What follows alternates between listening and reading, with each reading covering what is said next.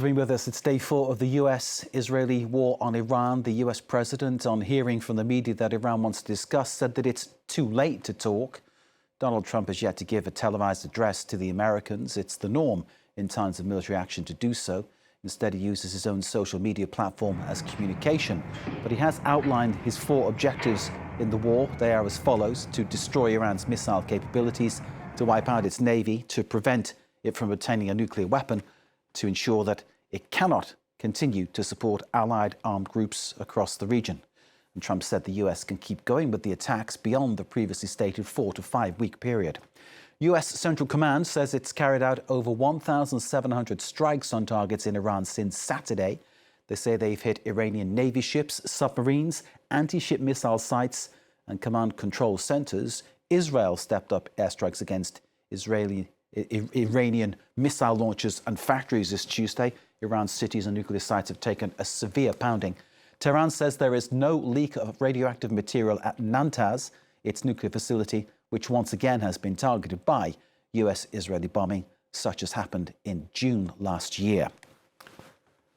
Let's get up to date with what is happening right now. Reza Sayah is our correspondent awaiting us in Tehran. We join him live. Reza, good evening to you. What is the latest you can tell us, sir, at this stage?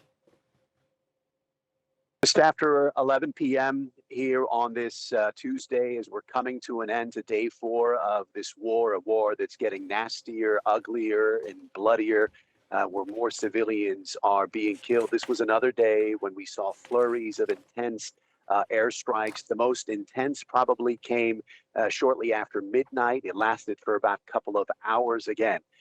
What we're used to seeing here over the past 4 days are earth-shaking booms and then plumes of smoke rising into the air. After those initial flurries, there was a little bit of a break, and then during the morning hours and then the afternoon, again, more flurries of airstrikes.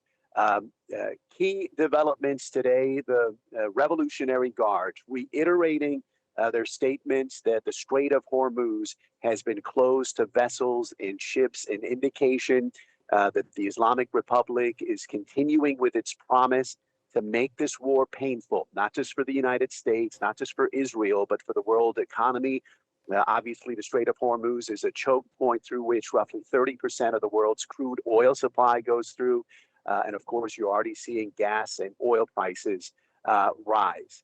Multiple reports, not just from state media, but also Israeli officials, that Israeli airstrikes targeted the building that houses the Assembly of Experts. This is the body that chooses the replacement for the supreme leader. That building was hit today. Israeli officials are saying the hit took place while the Assembly of Experts was choosing the next supreme leader. Iranian state media, Iranian officials immediately rejected that claim, and my impression is that it's very unlikely at a time when Tehran is being bombed like this that the Assembly of Experts is going to gather at that building. But certainly the building was destroyed. And again, once again, we're seeing surrounding buildings that are non-military targets, non-government locations being hit, civilians paying a steep price. The Red Crescent, which is a humanitarian rescue organization in Iran, saying 153 cities throughout the country have been hit, more than 500 locations. And the death toll, 787, and expect that death toll to go higher, many of them civilian.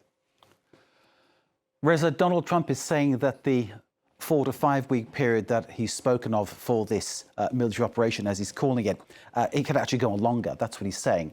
I'm wondering, from Iran's perspective, how long could Iran continue? What kind of an arsenal does Iran have? What kind of capability is that?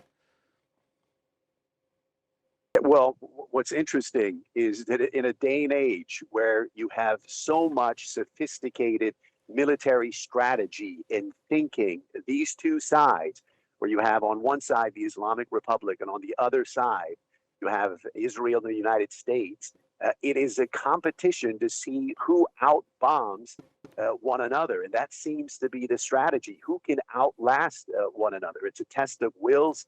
It's a test of resilience with no off-ramp in sight. And as far as Tehran goes, their position is that they're going to continue. They're going to continue hitting U.S. assets, U.S. bases.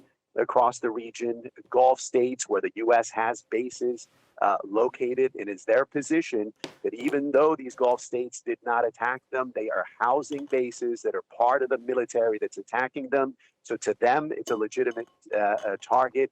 And again, it's a troubling indication that there's no off-ramp in sight, no end in sight to this very frightening cycle of violence. Reza Sayah in Tehran, thank you very much indeed for bringing us up to date with the mood where you are. And